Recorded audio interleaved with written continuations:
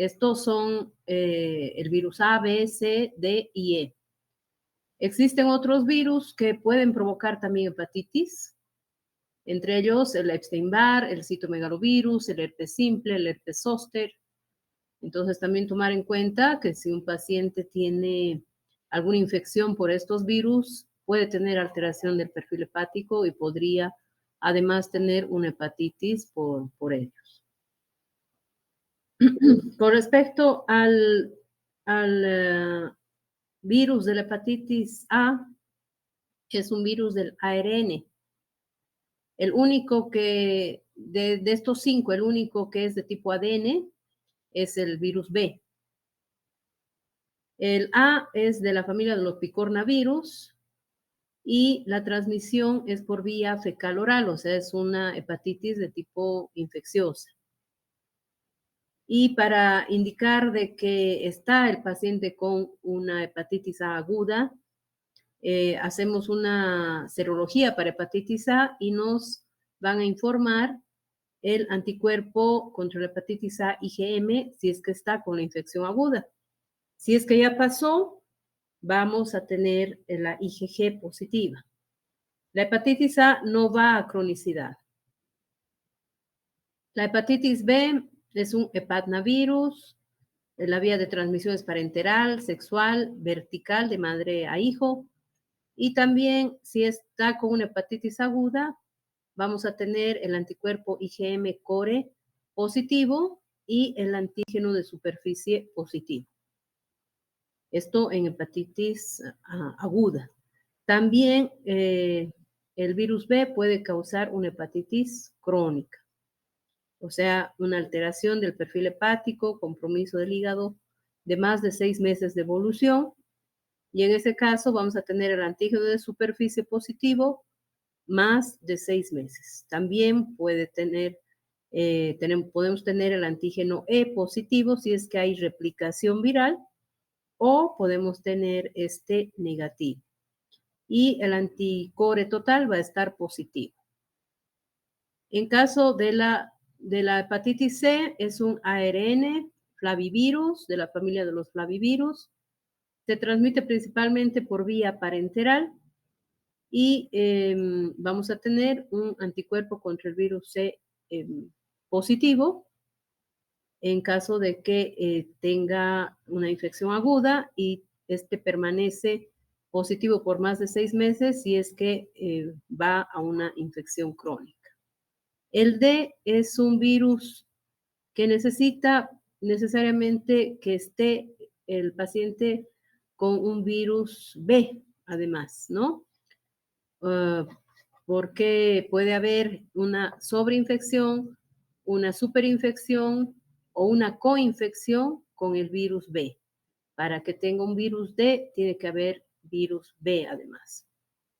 La transmisión es principalmente parenteral y es positivo si tenemos el anticuerpo IgM positivo en caso de que sea una infección aguda, y también podemos tener una infección crónica.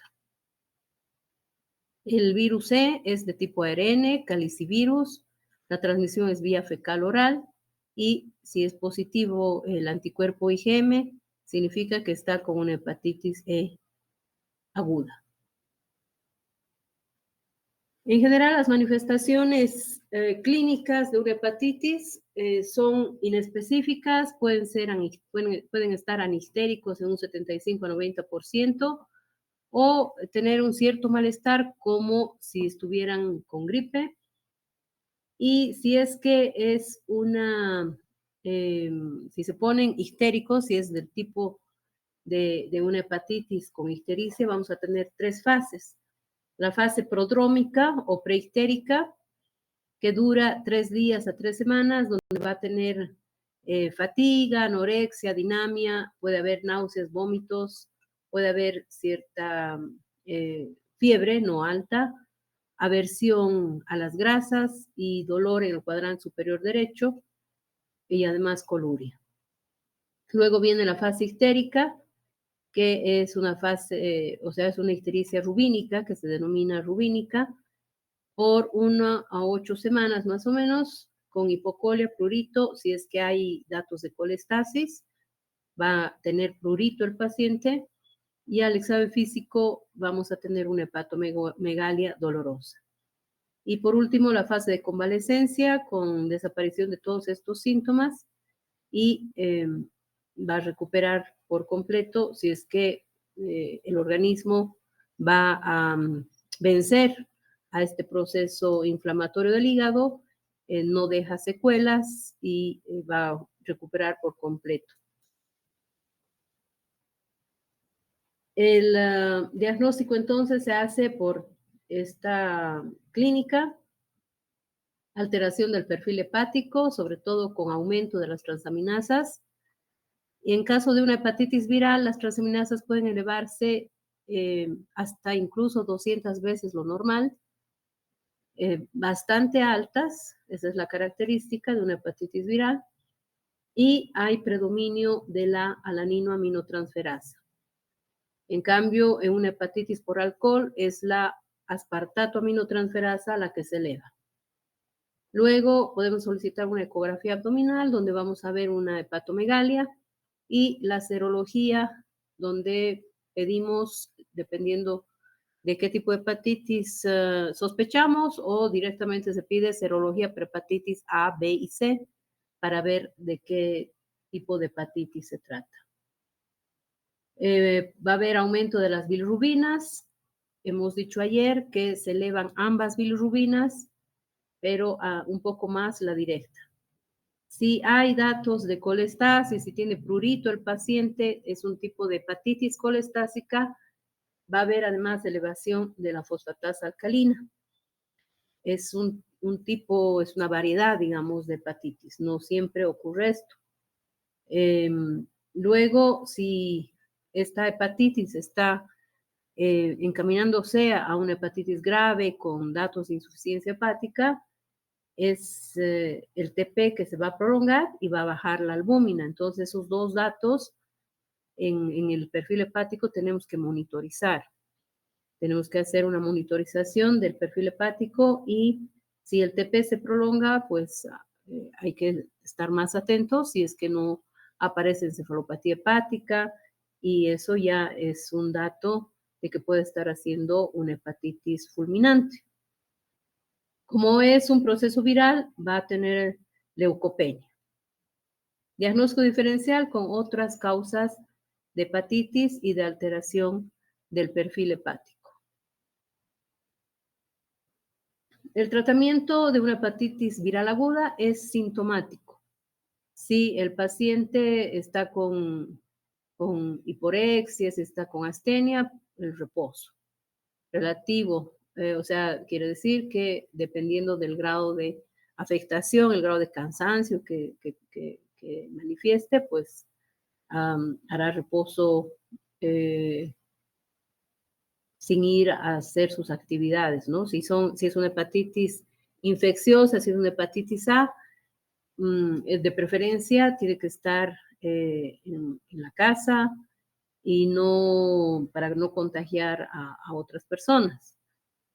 Si tiene náuseas, vómitos, entonces se aconseja una dieta hipograsa que va a ser más tolerada, rica en hidratos de carbono, y no dar medicamentos hepatotóxicos y mucho menos bebidas alcohólicas. Si tiene mucho vómito, dar antieméticos. Se hospitalizan si es que tienen mucha intolerancia a la vía oral o si son ancianos, tienen algún dato de procesos infecciosos. También, como baja la inmunidad en estas enfermedades virales, pueden adquirir alguna infección como ser una neumonía, una bronquitis, etcétera, que podría hacer de que estos pacientes puedan ser hospitalizados.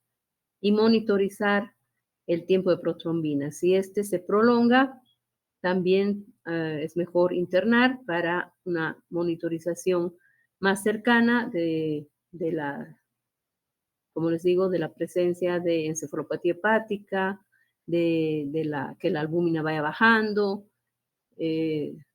para ver si es que no está entrando en una insuficiencia hepática aguda. Lo mismo, la hepatitis A, picornavirus, RNA, y no produce infección crónica, va a generar anticuerpos protectores para toda la vida, ¿no? Vamos a tener el IgG contra el virus de la hepatitis A y ya no va a adquirir nuevamente la hepatitis A si es que enfermó. Y el tiempo de incubación de 15 a 30 días, puede haber una forma fulminante en menos del 1%, puede ser recurrente, o sea que se elevan las transaminasas, tiene toda la sintomatología, parece que ya está pasando y nuevamente puede aparecer la alteración del perfil hepático, el malestar general, esa se denomina de curso bifásico. Puede haber colestasia con mucho prurito, que incluso a veces necesitan astemisol para evitar que el prurito.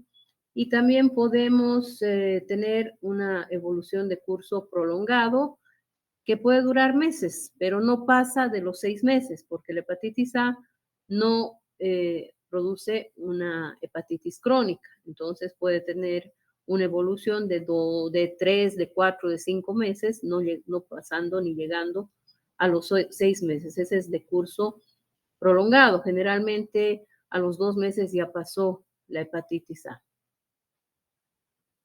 Vía de transmisión fecal oral, por eso se considera de tipo infecciosa.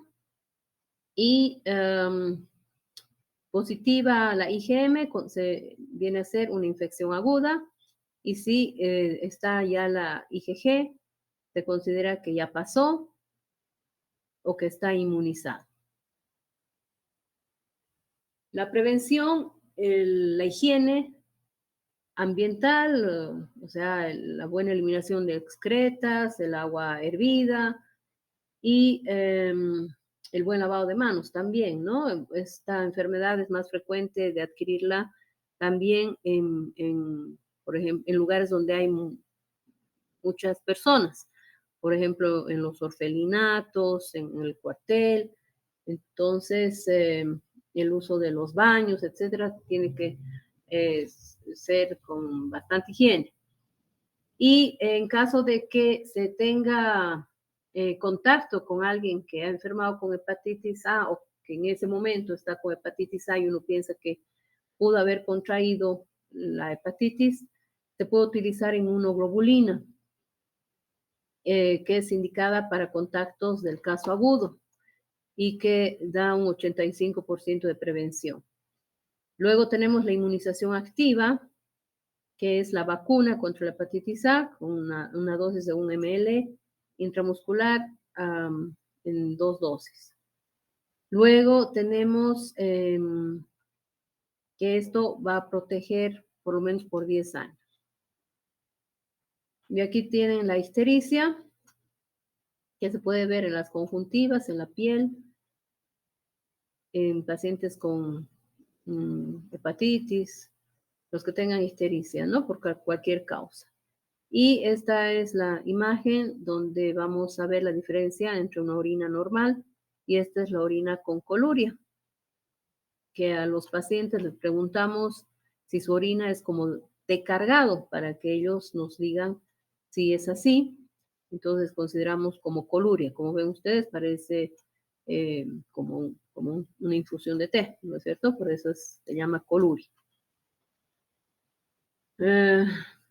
Lo mismo, la transmisión persona a persona, se eleva la ALT principalmente y tenemos positividad de la inmunoglobulina M y cuando pasa ya se normaliza el perfil hepático y vamos a tener la IgG positiva. Y la duración más o menos va a ser a la tercera semana, cuarta semana se elevan las transaminasas, especialmente la LT, y luego pues ya va normalizándose y a las 10 semanas ya va a estar, ya va a pasar la infección con la presencia de inmunoglobulina G.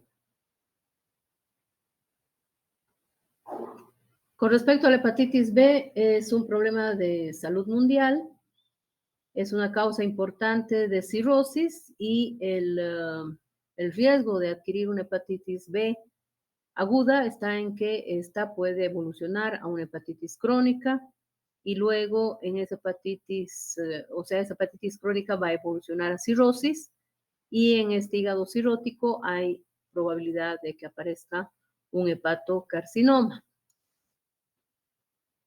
El virus de la hepatitis B es de tipo hepatnavirus, del tipo DNA, y hay varios genotipos, desde la A a la I, y tiene varios antígenos, como el antígeno de superficie, el antígeno core, el antígeno E.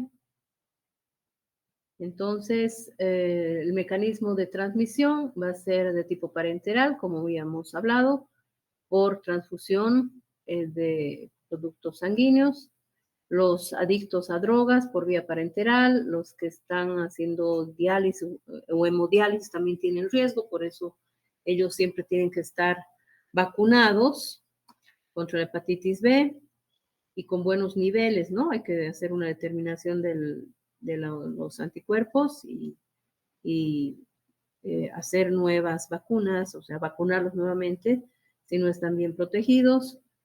Aquellos que tienen trasplante renal, los que trabajan en laboratorios o nosotros que trabajamos en hospital, tenemos mayor riesgo de adquirir, entonces tenemos que estar vacunados. La transmisión perinatal, la transmisión vertical in útero y durante el parto por un shunt de la sangre materna al producto o por exposición directa a las secreciones vaginales puede adquirir este niño la hepatitis B si la madre es portadora o si la madre tiene el virus de la hepatitis B.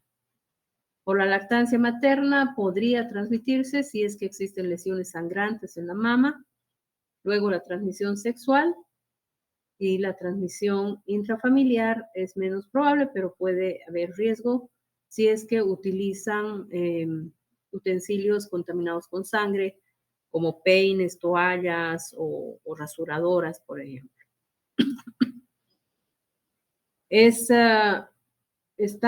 Tiene una incidencia alta o una prevalencia elevada en más del 8% en África, en Asia, Medio Oriente, principalmente, y también en América del Sur, en Perú, en la parte de la selva boliviana y también en Brasil. Es baja a nivel de Australia y tiene una prevalencia intermedia por Europa, ¿no? También va a ser baja por Norteamérica y México. Tiene una incubación de 30 a 180 días y la sintomatología en una hepatitis aguda es la misma que ya hemos mencionado. Inicial son los pródromos y luego viene la ictericia con coluria, colia, la astenia, la hepatomegalia.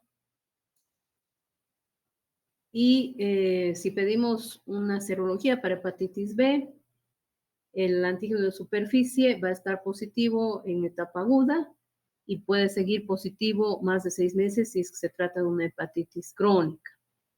El antígeno de superficie del virus B, entonces, va a ser detectado 30 a 60 días después de la infección.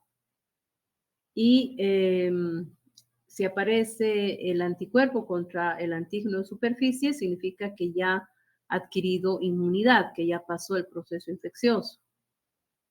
El anticore de la hepatitis B va a ser detectable en sangre únicamente como componente interno de los viriones, y tenemos dos tipos, que es el IgM y tenemos el IgG también, el anticore IgG, el anticore IgM y el total.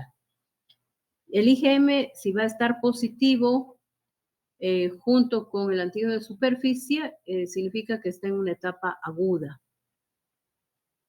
El antígeno E indica replicación viral, si es que está positivo. Y si se vence al virus y se negativiza el antígeno E, aparece el anticuerpo contra el E. Esto pues significa que ya no tiene replicación viral, que ya no es infectante y que está yendo a la curación. Y lo que esperamos es de que haga o de que se presente el anticuerpo contra el antígeno de superficie, para decir que ya tiene inmunidad y que pasó el proceso infeccioso. Y esto es lo mismo, en etapa aguda, el antígeno de superficie positivo y el core IgM positivo. Y si hay replicación viral, también va a estar positivo el antígeno E. Y si hacemos una carga viral, vamos a poder determinar la presencia de DNA y nos van a decir qué cantidad existe. Luego, si está vacunado el paciente, vamos a tener el anticuerpo contra el antígeno de superficie positivo. Si tuvo un proceso infeccioso agudo y se resolvió, nos va en la serología para hepatitis B, vamos a tener el antígeno de superficie positivo, el anticore IgG va a estar presente y también el anti-E va a estar presente. Ya no van a haber ya no va a haber antígenos, sino van a existir anticuerpos, que eso significa de que ya pasó el proceso infeccioso. En caso de que sea una infección crónica, el antígeno de superficie se mantiene positivo por más de 6 meses y el anticore puede estar positivo o negativo. Y si es que hay replicación viral, el antígeno E va a ser positivo. Y también vamos a poder detectar el DNA. Si no hay replicación, entonces el antígeno E va a ser negativo. El portador sano también va a tener el antígeno de superficie positivo y puede tener el anticore total positivo. Y también si es que hay replicación viral, puede tener el anti-E positivo. Y en caso de que esté con una infección aguda o una infección crónica activa, entonces va a haber alteración del perfil hepático. Si es que ya pasó la infección o se resolvió o está con la vacuna, pues ya el perfil hepático va a estar normal. Y esto es un gráfico de lo mismo, ¿no? Si está con positividad, con una hepatitis aguda, se eleva hay alteración del perfil hepático, principalmente la LT, de forma importante. Con el antígeno de superficie positivo puede tener antígeno E positivo y hay determinación del DNA. Y el anticuerpo con core IgM también puede estar positivo. Si ya hay resolución del problema, aparecen los anticuerpos y desaparecen los antígenos. Si es crónico, estas alteraciones van a estar positivas por más de 6 meses y ya se considera una hepatitis B crónica que va a requerir tratamiento con antivirales. La resolución de la infección aguda puede darse en un 94%. La hepatitis fulminante puede manifestarse en un 1% y pueden evolucionar a la cronicidad en un 5%, más o menos, ¿no? Entonces, llega a ser una hepatitis crónica en un 5% de los pacientes que adquieren el virus B. En cambio, se hace crónica la infección en los recién nacidos cuando hay una infección perinatal, cuando hay una transmisión vertical, entonces hay mayor probabilidad de que ellos tengan una infección crónica en un 90%. La hepatitis crónica va a ir a una cirrosis hasta en un 20%. y estos pacientes con cirrosis a 5 años podrían tener en un 6 a 15% hepatocarcinoma. Entonces, tenemos que monitorizar, pedirle ecografías, alfa-fetoproteína cada 6 meses. Pacientes con cirrosis, esa es la forma de monitorizarlos para ver si es que no hacen un hepatocarcinoma. El control de la transmisión es, pues ahora nunca se hace transfusión de sangre si es que no se ha determinado en la sangre la hepatitis B o la hepatitis C, ¿no? Siempre se hace la determinación de marcadores de hepatitis para transfundir. Prevención de la transmisión sexual, las precauciones universales, de bioseguridad,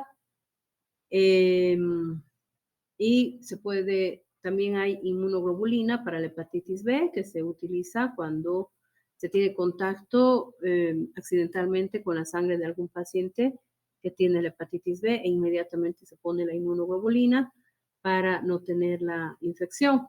Y la inmunización pasiva, que es la vacunación. Entonces, o mejor, la inmunización activa, que es la vacunación. La inmunización pasiva con la globulina hiperinmune, en dosis de 3 mililitros en los adultos, 1 a 2 mililitros en los neonatos, de madres que tienen hepatitis B, apenas nacen, se les tiene que aplicar esto.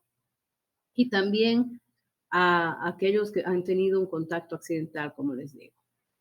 Y la vacuna en 3 dosis intramuscular, inicial al mes y a los 6 meses, pues de preferencia ahora en todos, y ahora felizmente en el programa de inmunización a los niños, pues se les pone también 6 vacunas, ¿no? Y entre ellas está la vacuna de la hepatitis B.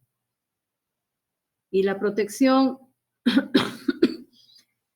pues se considera que es de por vida, pero se puede hacer una determinación de anticuerpos a los 10 años y si están bajos se puede volver a poner la vacuna. En caso de una hepatitis B crónica, el tratamiento se puede hacer con interferón. Actualmente, pues, se prefieren los análogos de los nucleótidos, y entre ellos tenemos la mibudina, la telbibudina, y el que más se utiliza es el entecavir. Y entre los nucleótidos, el que más se utiliza es el tenofovir.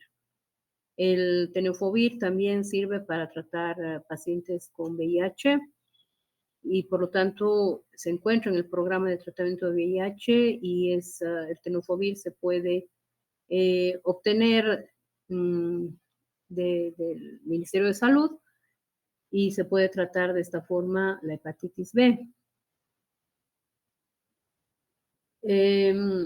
El interferón pegilado tiene también buena acción, tasa superior de cero conversión del antígeno E y o sea, cero conversión a anticuerpo E y anticuerpo de superficie, ¿no? Desaparece el antígeno y desaparece el antígeno de superficie y aparecen los anticuerpos con 12 meses de tratamiento. Pero su efecto no es muy alto y luego no es muy bien tolerado, tiene efectos adversos, principalmente depresión, cefaleas y la inyección es subcutánea. En cambio, los otros medicamentos tienen un efecto antiviral potente, el tenofovir, el entecavir, tienen buena tolerancia, la administración es oral y existe cierto riesgo de resistencia, pero mucho menos con el entecavir que con los otros que habíamos nombrado.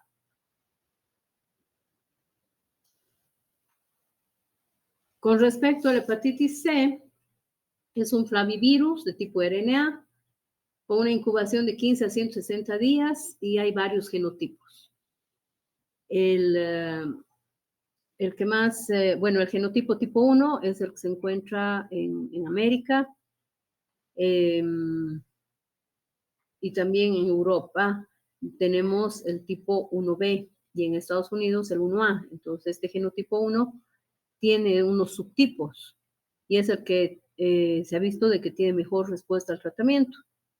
Era la hepatitis C la principal causa de trasplante de hígado en Estados Unidos, pero actualmente como tiene curación, ya se han encontrado medicamentos que sí pueden atacar al virus C y se cura un paciente con hepatitis crónica por virus C.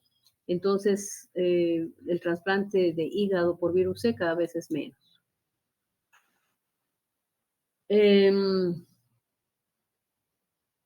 Pues antes de 1992 no se hacía determinación de virus C en la sangre que se donaba.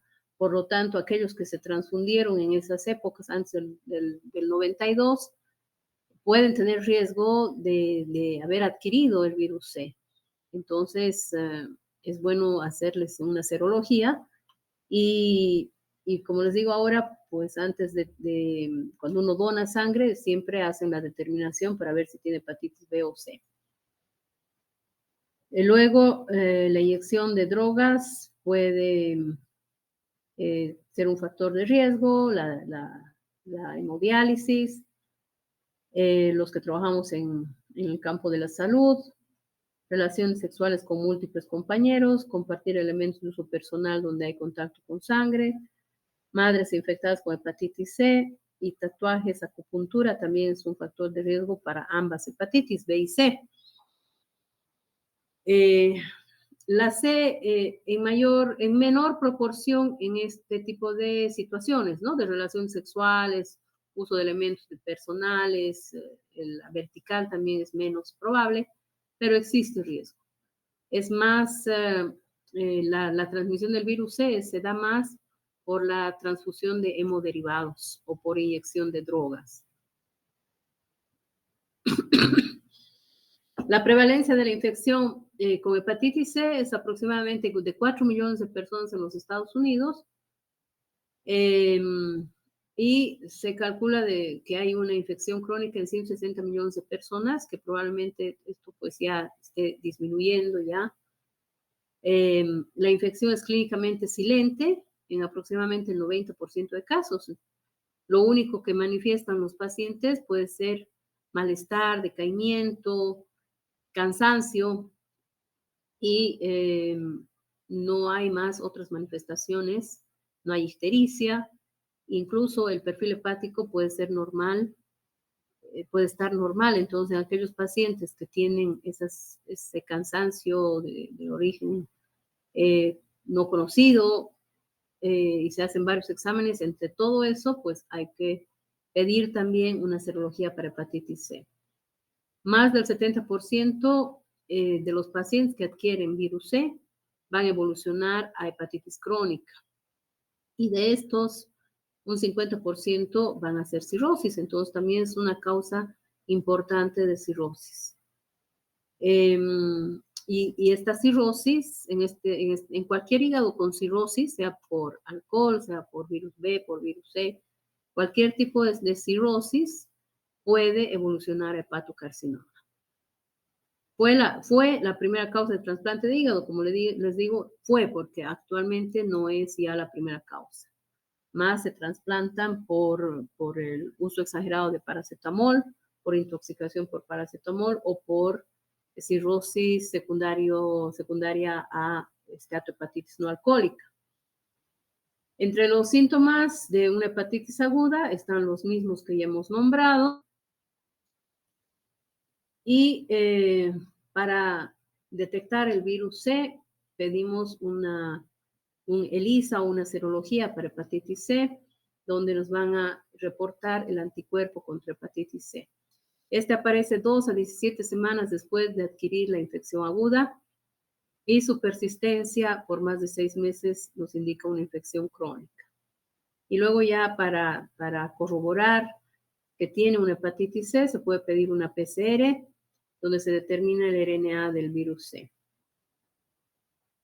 Van a estar las transaminasas normales o pueden estar elevadas y se puede hacer una biopsia de hígado, o actualmente hay otros métodos no invasivos para determinar si el paciente está con fibrosis. Hay varios métodos de laboratorio, el fibrotest, luego tenemos la elastografía, que puede hacerse la elastografía por ecografía o elastografía hepática por resonancia magnética nuclear, donde nos van a detectar el grado de fibrosis en el hígado, y si se trata de un F3, ya es una fibrosis avanzada, y el F4 ya es una cirrosis.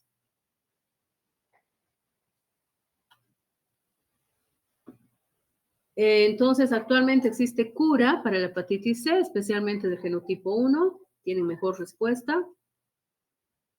Y se puede utilizar el interferón pegilado más ribavirina. Esto no se utiliza la ribavirina en las embarazadas. Esto es lo que se utilizaba, este era el tratamiento principal, la combinación del interferón pegilado más la ribavirina hasta el 2013, pero actualmente tenemos estos antivirales de acción directa, que son varios, ¿no? Aquí están el Cimeprevir, el Sofosbuvir, varios antivirales de acción directa que se prefiere utilizar de forma combinada. Todo esto les doy para que tengan una idea de que existen medicamentos y de qué medicamentos actualmente se utilizan, pero en realidad este tratamiento lo hace el hepatólogo o lo hace el especialista. Un médico general, pues, remite a un paciente con hepatitis crónica por virus C o con cirrosis por virus C al especialista, y nosotros somos los que tratamos. Y ahora hay subespecialidad de patología, entonces es para que tengan una idea, pero no es para que se aprendan todos los medicamentos que están aquí. Todos estos son los que existen para tratar el virus C, y cada vez pues aparecen otros o hacen más trabajos, y se ve de que cuáles son los que mejor acción tienen o mejores resultados están obteniendo. Entonces, estos medicamentos se emplean en combinación para maximizar la eficacia. Se puede combinar el Sofosbuvir con otros fármacos. Aquí tenemos este comprimido que viene ya con estos dos tipos de antivirales, el Elbasvir más Grazoprevir, y que tiene buenos resultados para los genotipos 1 y 4. Tenemos estos otros que vienen también en una sola píldora para los genotipos 1 a 6. Para el genotipo 1 tenemos estas combinaciones del Ledipasvir más el Sofosbuvir por 8 a 12 semanas. Generalmente se da el tratamiento por 12 semanas, haciendo monitorización de la respuesta al tratamiento, y antes de empezar el tratamiento se hace determinación de la carga viral, y posteriormente pues se hace otras determinaciones para ver cómo está la respuesta. Y las recomendaciones actuales para el tratamiento de la hepatitis C pueden encontrarlas en las guías de la Asociación Americana de Estudio del Hígado o de la Asociación Europea también del Estudio del Hígado, o en la Sociedad Americana de Enfermedades Infecciosas, que eso encuentran en internet, y todo lo que continuamente va cambiando y los estudios que hacen para ver la respuesta. Y lo que se quiere es de que haya una respuesta virológica sostenida, lo que se llama RBS. Se hace una determinación del ARN del virus C, Y si ya no se detecta, entonces a las 12, 24 semanas de haber interrumpido el tratamiento, se dice que tiene una respuesta virológica sostenida, que ha habido buena respuesta al tratamiento y se hace esa monitorización de forma anual. Estos tratamientos no son baratos, pero también ya hay apoyo del gobierno actualmente para hacer tratamiento para el virus C.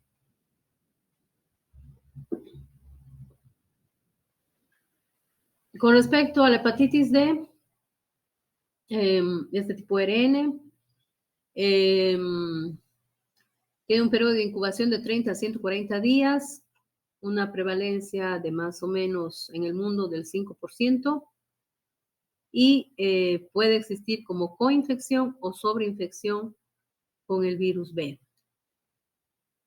Es un agente viral defectuoso que necesita necesariamente tener el virus B presente, lo que incrementa la gravedad y hace de que haya mayor predisposición para que haga una hepatitis crónica y también mayor probabilidad de que haga una hepatitis fulminante.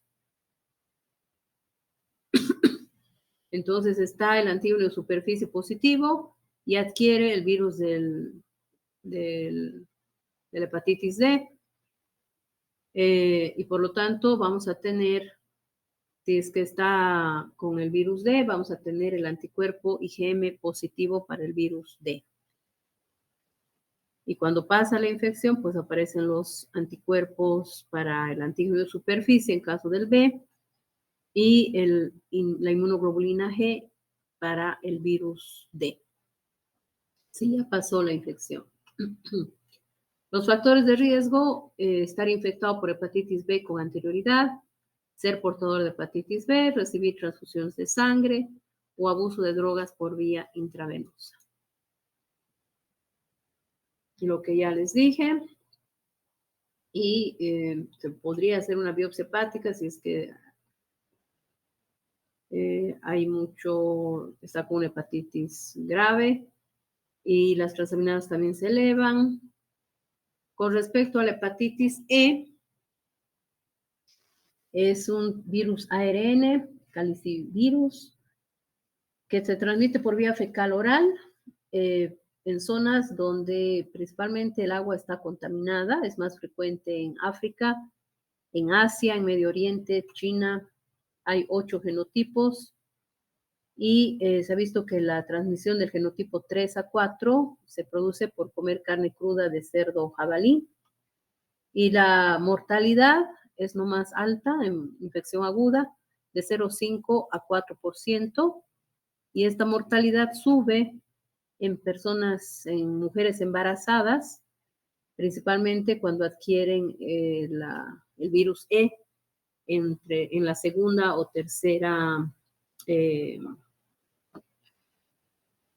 trimestre del embarazo, ¿no? En el segundo o tercer trimestre del embarazo hay más riesgo de muerte y se ha visto mortalidad hasta de un 25%. Se han dado epidemias en tiempos de lluvia por contaminación de las aguas, especialmente en los países que hemos nombrado, que son países endémicos de la hepatitis C, y el periodo de incubación de 15 a 60 días con un promedio de 40 días. La clínica es la misma, con alteración del perfil hepático, y se determina por serología para hepatitis C, donde vamos a tener el IgM positivo en caso de infección aguda y el IgG positivo en caso de que pasó el proceso infeccioso. Y el tratamiento principalmente es sintomático. Bueno, eso con respecto a la hepatitis viral. Bueno, continuaremos con la hepatitis por medicamentos o si tienen alguna pregunta.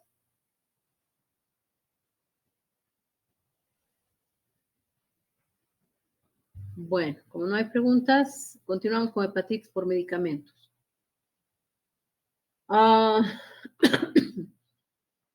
Bueno, la hepatitis por medicamentos se ha visto de que un 2 a 5% de estos pacientes que tienen alteración del perfil hepático por el uso de algún medicamento van a requerir hospitalización y el 10% de hepatitis por medicamentos se produce en adultos, principalmente en mayores de 50 años hay mayor riesgo y en aquellos pacientes que tienen, que son multitratados, que tienen varias enfermedades y les dan varios medicamentos. Y además también puede ser más severo el proceso de hepatitis por medicamentos en casos en los que tienen alguna patología de base, ¿no? Si tienen alguna hepatopatía de base, van a tener mayor riesgo. Es causa de falla hepática fulminante en Estados Unidos, principalmente asociado al uso de paracetamol. Como les digo, es una causa de trasplante de hígado la intoxicación por paracetamol, la hepatotoxicidad por paracetamol. Y se asocia a gran mortalidad entre 10 a 50%. La hepatotoxicidad entonces es el desarrollo de una alteración en la función o estructura de cualquier componente anatómico del hígado inducida como consecuencia de la ingesta de un compuesto químico u orgánico independiente del tiempo de dicha exposición. Independiente del tiempo de dicha exposición porque puede presentarse esta hepatotoxicidad a los pocos días de haber ingerido algún medicamento o a los meses o varias semanas, ¿no? De haberlo tomado, porque existen varios mecanismos por los que se puede causar la hepatotoxicidad. Si es una ingesta, por ejemplo, de paracetamol o por el uso de alotano, que causa una citotoxicidad directa, puede desarrollarse en pocos días o inmediatamente de la exposición. Porque tienen un efecto de citotoxicidad directa.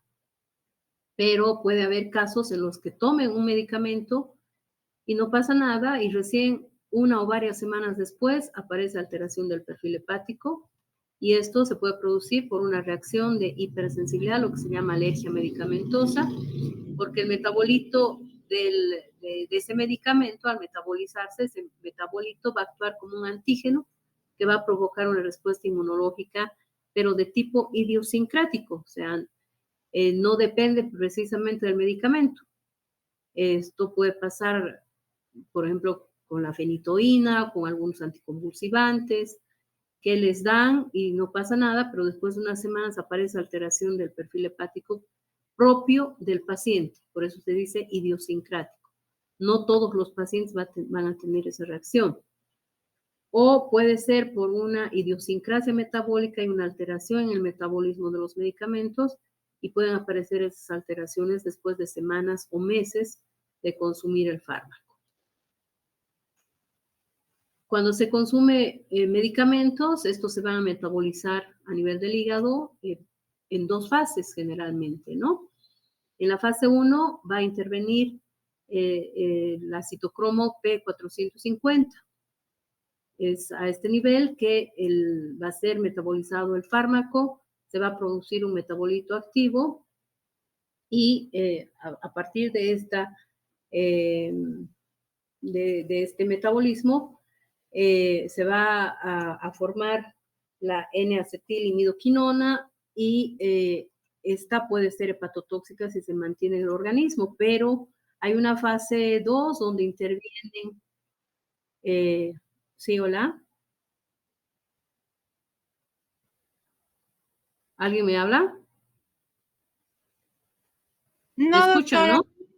Sí, doctora, se escucha. Ya. Ya. Entonces, en la fase 2 intervienen algunas enzimas, el glucurónido transferasa, el sulfato transferasa, el glutatión, metil, que van a hacer de que este metabolito activo se transforme, se una al glucurónido, se una al sulfato, se una al glutatión o al metil, y de esta manera va a poder ser expulsado el fármaco conjugado, va a poder ser expulsado por la bilis o por el riñón, y de esta manera no va a quedar en el hígado y no le va a causar lesión. Entonces, si falla esta fase o existe demasiada cantidad de producción de metabolito activo y no se alcanza a transformar en la segunda fase, es que ya va a provocar un daño hepático. Entonces, puede haber diferentes mecanismos de lesión a nivel del hígado, que puede ser citotóxico directo, donde va a haber una mayor mortalidad del 10% más. Esto va a provocar una necrosis en alguna zona del hígado, o va a haber una necrosis difusa o una necrosis masiva incluso, que va a llevar, si es masiva, a una falla hepática aguda, a una insuficiencia hepática aguda con hepatitis fulminante, ¿no? Y esto se puede dar en el caso de ingesta de paracetamol en dosis altas, en caso de uso de la isoniazida en el tratamiento de la tuberculosis. También se hace una monitorización del perfil hepático, y si es que se ve de que hay alteración del perfil hepático, pues se suspende el tratamiento y se cambia a otros antituberculosos. El alotano ya no se utiliza porque sí era causa de hepatotoxicidad con mortalidad alta. Luego tenemos otros efectos que podría ser colestático. Algunos medicamentos tienen efecto de colestasis, con elevación de la fosfatasa alcalina, de la GGT, con prurito, y esto puede darse, por ejemplo, con el uso de eritromicina, o puede haber un efecto mixto de hepatotoxicidad citotóxica y colestásica, por ejemplo, con la fenitoína, las sulfamidas, la satioprina, el metotrexato, ¿no? Aquellos pacientes que son tratados con metotrexato por artritis reumatoide también tienen que hacerse pruebas de función hepática periódicamente para ver si no hay daño en el hígado, y si se ve de que están alterándose las pruebas de perfil hepático, pues hay que suspender y cambiar de medicación. Algunos medicamentos que pueden causar hepatitis crónica, entre algunos de ellos tenemos la metildopa, la nitrofurantoína. Aquellos pacientes que tienen sonda Foley a permanencia les dan nitrofurantoína de forma crónica. Ellos también hay que pedirles de vez en cuando el perfil hepático para ver si no está dañando el hígado y provocando una hepatitis crónica. El propiltiuracilo también puede causar esto, y puede causar una alteración similar a la cirrosis biliar primaria o a la colangitis biliar primaria, el propiltiuracilo. O sea, también hay colestasis. La isoniazida, metotrexate, la fenitoína, la amiodarona produce esteatopatitis no alcohólica, ¿no? Produce una enfermedad hepática pseudoalcohólica similar a lo que se produce con la obesidad, en la obesidad o en las dislipidemias. Eso también tomar en cuenta. Colestasis crónica con la carbamazepina, la amitriptilina, procesos granulomatosos con la metildopa, quinidina, sulfas. Alteración de las suprahepáticas, que se llama el síndrome de Buchiari, con los anticonceptivos orales.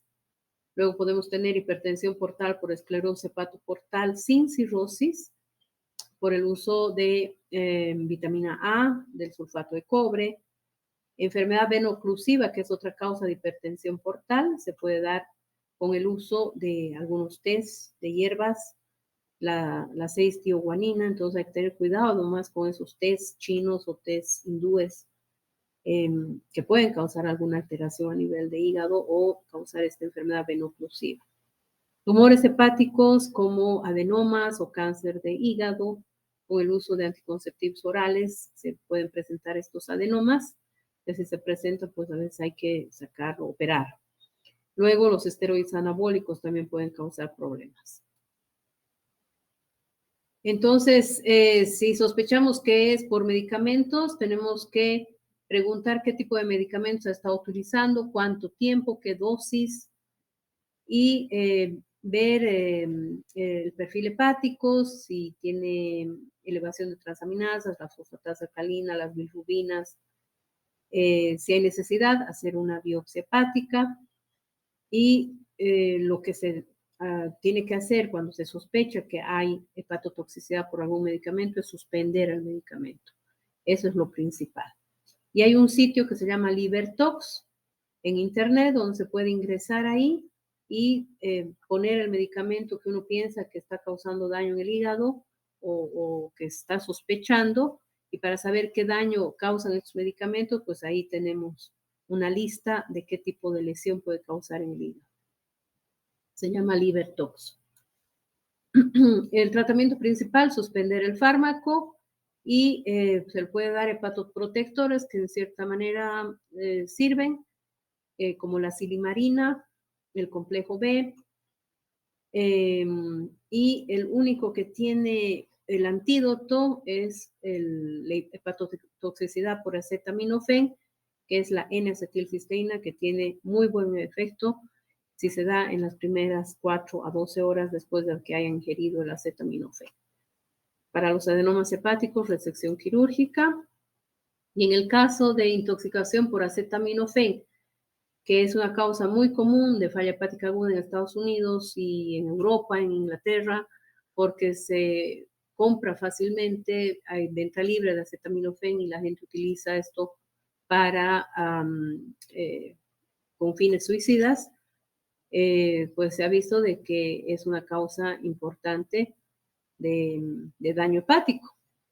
Ingieren con fines suicidas o también, como es de venta libre, para cualquier dolor o cefaleas, toman el acetaminofén y las dosis crónicas o dosis altas pueden causar hepatotoxicidad. Igualmente, el acetaminofén, como ya les expliqué, va a llegar al hígado, la mayor parte se va a excretar en orina, va a ser metabolizado y la mayor parte se excreta en orina y va a ser metabolizado por el citocromo P450, pero lo que queda va a ir por esas dos fases. Se va a producir la N-acetilimidoquinona en la primera fase y luego va a unirse lo que sobra del acetaminofén con el glutatión y va a poder ser excretado por el riñón. Pero si hay un exceso de acetaminofén y hay un exceso de producción de este elemento que es hepatotóxico, de la N-acetilimidoquinona, no va a haber suficiente glutatión y va a producirse la hepatotoxicidad.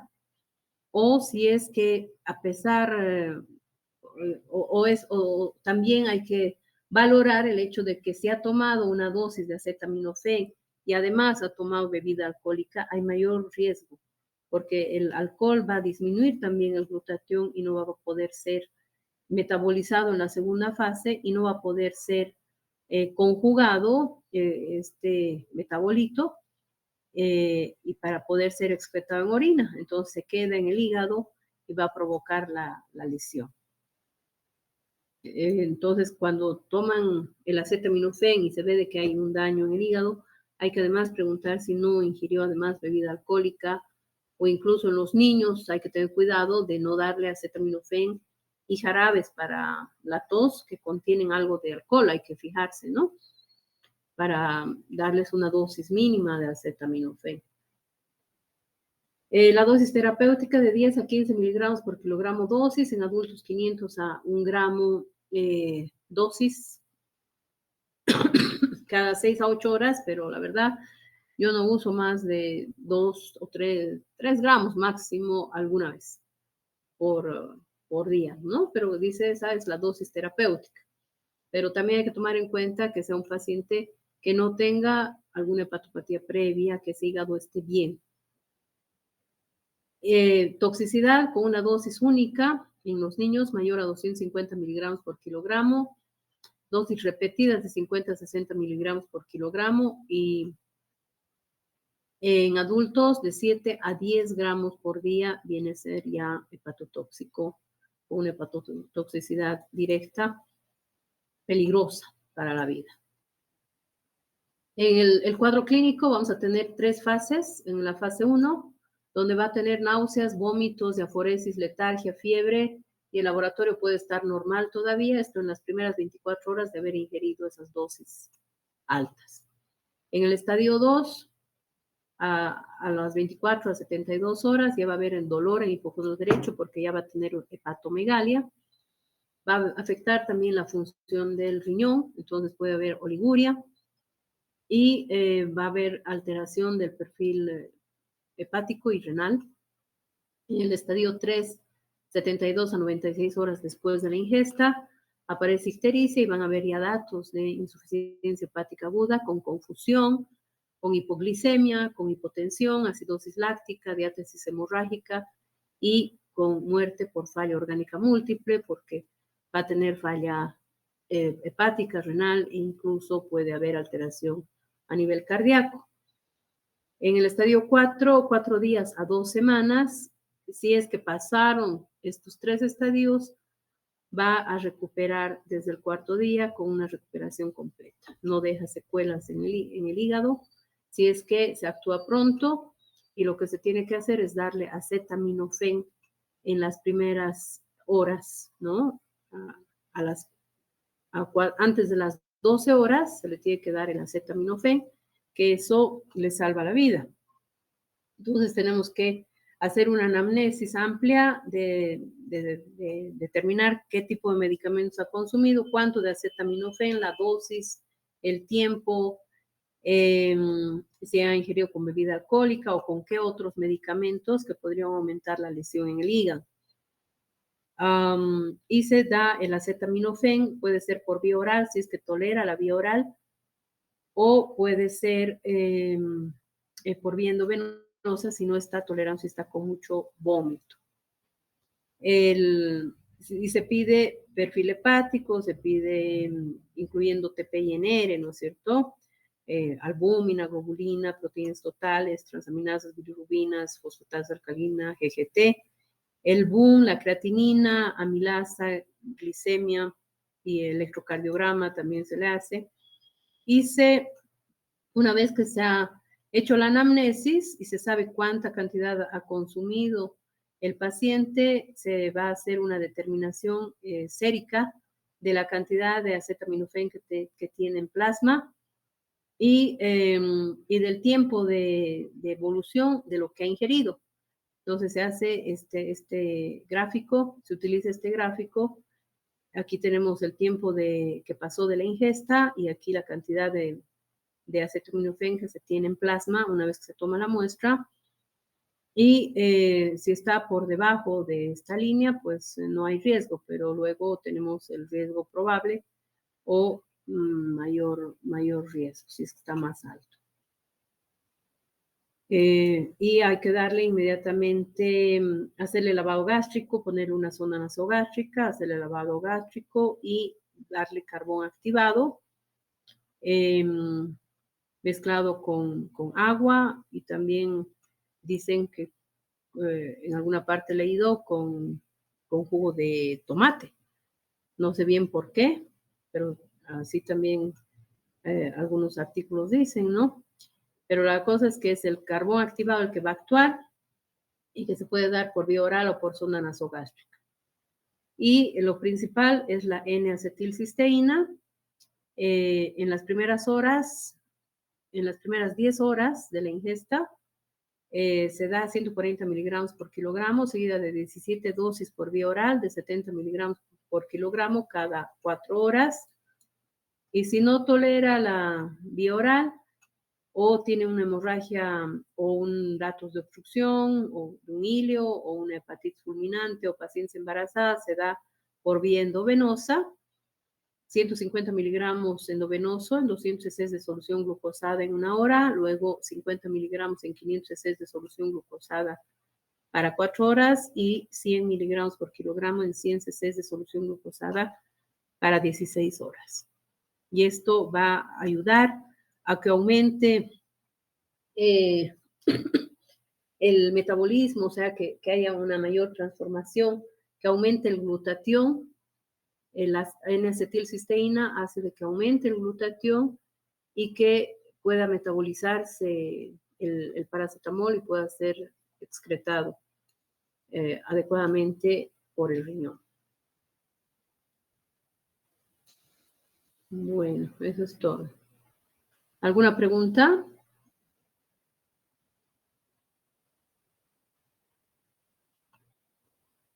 Voy a dejar de compartir entonces.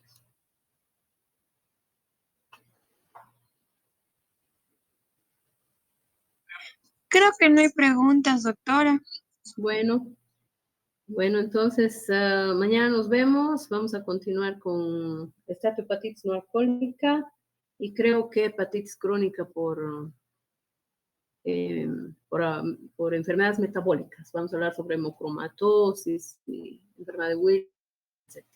Entonces mañana nos vemos a las 7 de la noche, chicos. Que les vaya bien. Gracias, doctora. Hasta mañana. Hasta luego. Chao.